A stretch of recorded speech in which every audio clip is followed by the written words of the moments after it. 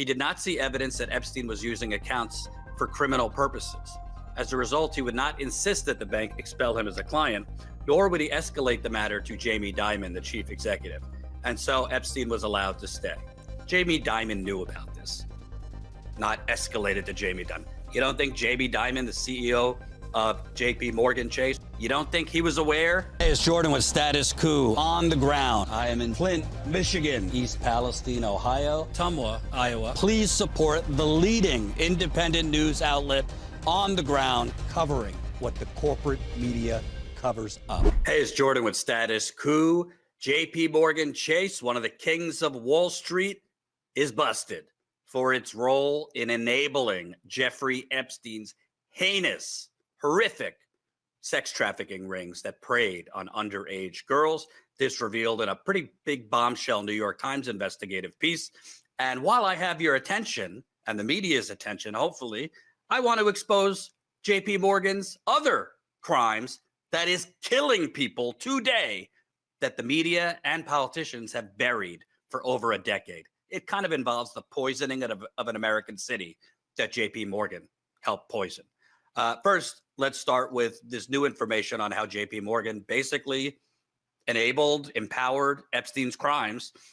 This from the New York Times. First, I want to show you because we asked Congressman Thomas Massie about this last week at the Epstein victims press conference in D.C. Of course, we were there on the ground, as we are as much as we can with few resources. So please support this independent, on-the-ground journalism. You could become a paying member of Status Coup for just 16 cents a day. That's $5 a month. If you don't have it, I understand. If you do have 16 cents a day, help real living journalism, independent journalism, succeed. We could really use more people supporting us so we can keep the lights on, frankly. All right, here is what our John Farina asked Congressman Tom Massie about JP Morgan's role, and is Trump actually hiding the Epstein files to protect Wall Street? So in 2023, JP Morgan Chase paid $75 million to settle claims that the bank enabled Epstein's sex trafficking claims. Is it possible these documents that Republicans and Trump are trying to prevent from coming out have important information that the banks knew about Epstein's? Absolutely. I mean, the first rule of any investigation is follow the money. So we got to follow the bank records. And that is one thing the Oversight Committee is doing that I applaud. Let's hope they get it out there. They can't just hold that information in their committee. Follow the money. Which accounts did it come from? Which accounts did it go to? And that's the quickest way to figure out who was doing what. Follow the money. Shocking. The New York Times actually did. Wonder why they didn't do it earlier, but I digress. Let me show you this from the New York Times. Very long piece. Not going to read the whole thing. I'll read you the important parts that stood out to me. Headline: How JP Morgan enabled the crimes of Jeffrey Epstein. One day in October 2011, Jeffrey Epstein walked into the cavernous lobby of 270 Park Avenue in Midtown Manhattan. The skyscraper was home to JP Morgan Chase, arguably the world's most prestigious bank. The sex offender, who barely a year earlier was under house arrest after serving 13 months in a Florida jail, was ushered onto an elevator and whisked to a top floor where Jamie Dimon, the bank's chief executive, and the rest of senior leadership had their offices. Epstein had long been a treasured customer at JP Morgan. His accounts were brimming with more than $200 million. He generated millions of dollars in revenue for the bank, landing him atop an internal list of major moneymakers. He helped JP Morgan orchestrate an important acquisition. He introduced executives to men who would become lucrative clients, like the Google co-founder Sergey Brin, and to global leaders like Prime Minister Benjamin Netanyahu of Israel, who is now committing genocide on the Palestinians in Gaza. He helped executives troubleshoot crises and strategize about global opportunities.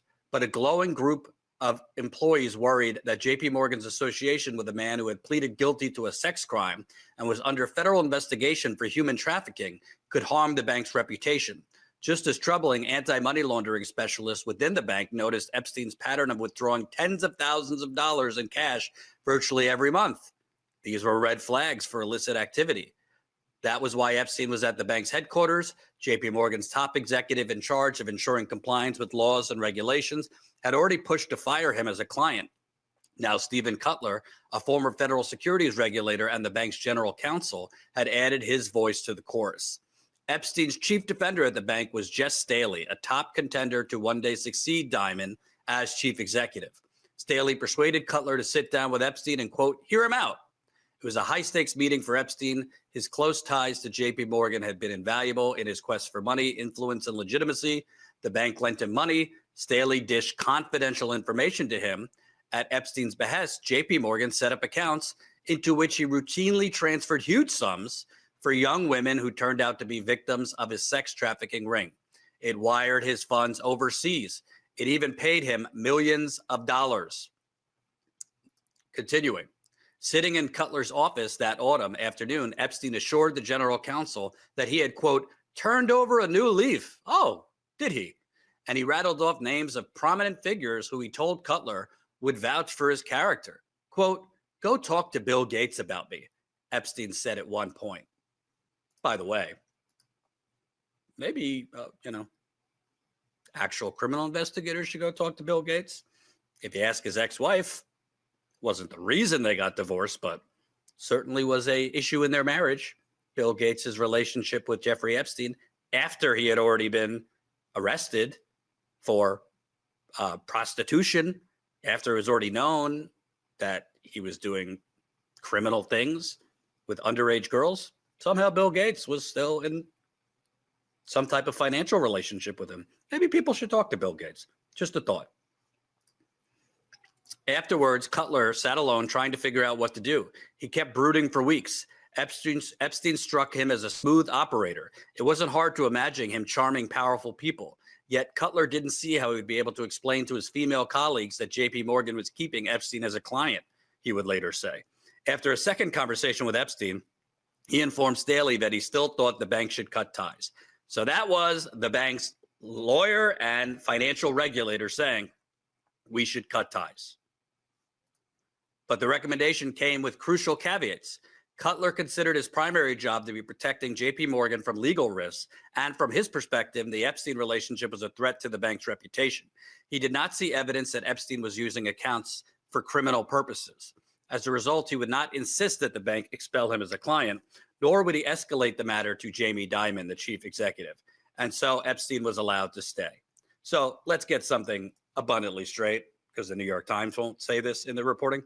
Jamie Dimon knew about this, not escalated to Jamie Dimon. You don't think Jamie Dimon, the CEO of JPMorgan Chase, who, by the way, was very involved in JPMorgan's criminal fraud that helped tank the global economy in 2008 and 2009, never saw a day in jail, was never charged, basically got off like the rest of the criminal bankers. You don't think he was aware that tens of thousands of dollars were being withdrawn from Epstein's account every month? You don't think he's aware of the happenings and the red flags happening in one of JPMorgan's most profitable accounts and most profitable clients? Give me a break. Give me a break. Continued. Epstein was on his way to becoming one of JPMorgan's most important clients. A 2003 internal report pegged his net worth at about $300 million. The report, which hasn't been previously disclosed, noted that Epstein's occupation was advising wealthy individuals like Leslie H. Wexner, the billionaire operator of brands like Victoria's Secret and The Limited, though bank documents at the time did not list any other clients. That year, JPMorgan attributed more than $8 million in fees to Epstein, making him the biggest revenue generator among investor clients in the private banking division. But the report overlooked something that, had it been taken seriously, might have dimmed the bank's enthusiasm. In 2003, Epstein withdrew more than $175,000 in cash from his JPMorgan accounts, a huge haul even for someone with millions at the bank. Outside investigators later found that Epstein paid almost the exact amount to women that year. JPMorgan recognized that those withdrawals needed to be reported to federal regulators that monitor large cash transactions. But the bank failed to treat those withdrawals as an early warning system for itself. Indeed, JPMorgan's anti-money laundering specialist subsequently acknowledged that such withdrawals should have alerted the bank to the possibility that Epstein was committing crimes. oops, we kind of just, made an oopsie on that one. $175,000 in withdrawals. Same amount that went to females, many of them young. But, we failed to do anything about it. And of course, Jamie Dimon, the CEO, knew nothing about it.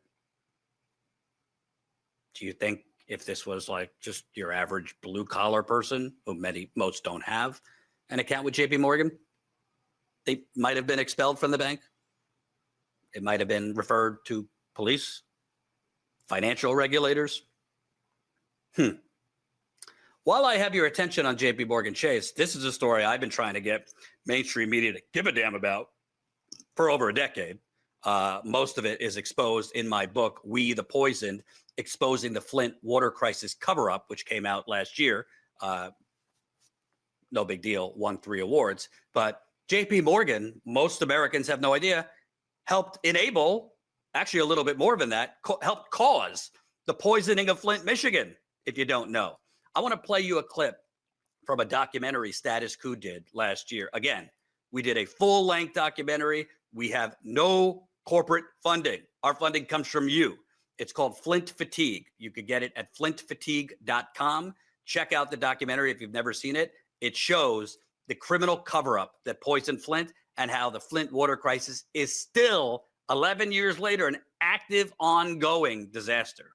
But I want to show you this part for the documentary we released last year, which goes into detail about private companies and Wall Street's role in a major financial scam that poisoned Flint. Let me repeat, poisoned Flint, Michigan.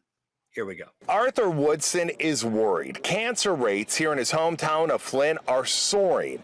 The disease taking the lives of his loved ones. Very concerning. My aunt passed away. She had 5 different cancers. My cousin passed away. She had 3 different cancers. Here in Flint, it's like every other day you hear somebody either diagnosed with multiple myeloma. Matter of fact, what got me started was my friend was diagnosed with multiple myeloma November 2016. I delivered some water to her, and she said, man, my friend across the street got multiple myeloma. Because I was telling her how rare it is. I said, your friend got multiple myeloma. So I started knocking on her doors. In 1 block radius, I found 6 multiple myellomas. Now this is 1 in every 100,000. How is it possible, if it's rare, for 6 people in 1 block radius to have multiple myeloma? And this was about 2 years after the water switch? Correct. Just recently I found 7 other people on Brownell with kidney cancer and like 7 different cancers, 5 different cancers. I mean, it's rapid on just one street. These aren't all elderly people. We're talking people in their 40s, 50s. We're talking about 8 years old. Oh, wow. I'm talking about, I know a young girl have breast cancer, 8 years old. What we showed you in that documentary, what I have reported, this is out in the open, and not a damn thing has been done about it. Literally, one of the most corrupt, sprawling, widespread financial schemes in American history. It literally is killing people in Flint. Don't believe me? Let's show you this other part from the documentary. Wall Street Bank with private companies and private fraudsters come up with a criminal scheme to allow a basically bankrupt city borrow nearly $100 million for a completely unnecessary water system.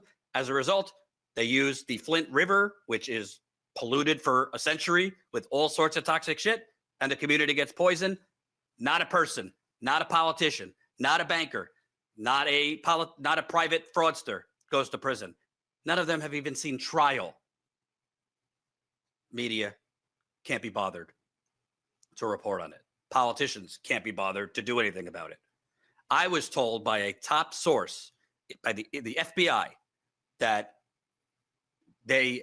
officials of the FBI had never seen this kind of fraud. Actually, the quote was, "We've never seen this type of shit before." Yet nothing was done about it. And here's a little bit more, by the way, on JPMorgan's role on it. This is from my book, We the Poisoned. Timeline to Catastrophe, February 2014. 2 months before the Flint River switch, KWA's construction was in peril. KWA was that unnecessary privatized water system.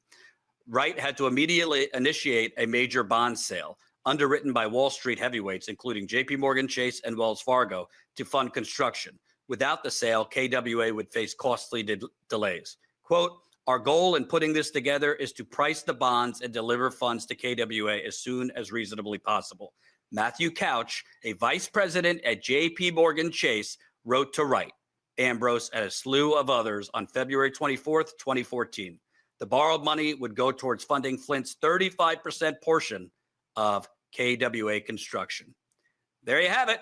JPMorgan Chase, a top executive, was involved with the fraud, was involved with this cockamamie scam to create a fake emergency to hook Flint with $100 million in debt for a totally unnecessary water system. And Flint has one of the worst cancer clusters in America, and cancer is surging 11 years after this. We will continue to cover Wall Street's fraud and crimes, in addition to the criminal cover-ups that are creating corporate sacrifice zones like Flint, East Palestine, now Louisiana with the oil plant explosion. Support us as a paying member, statuscoup.com/join, so we could stay on the stories the corporate media covers up.